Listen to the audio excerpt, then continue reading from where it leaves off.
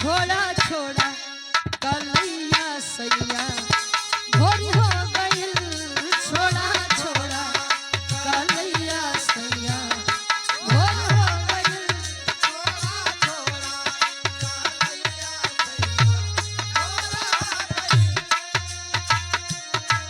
तनी ताकी ना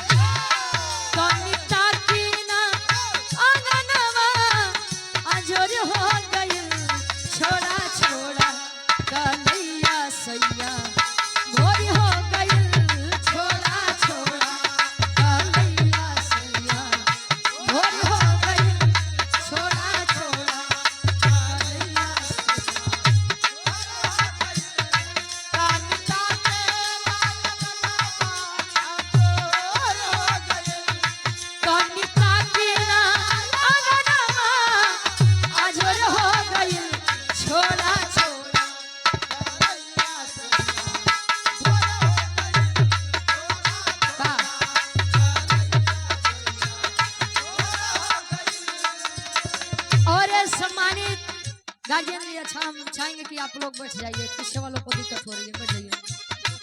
हाथ जोड़ के निवेदन है, इससे बड़ा कोई हथियार ही नहीं है।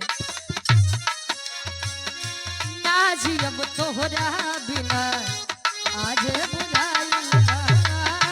नाजी अब तोहरा बिना आज बुझाइल बा, नाजी अब तोहरा बिना आज सोची सोची बात हमर रोवा गनगनाइल बा, सोची बात हमर रोवा गनगनाइल बा, सोची बात हमर रोवा गनगनाइल बा, सोची सोची बात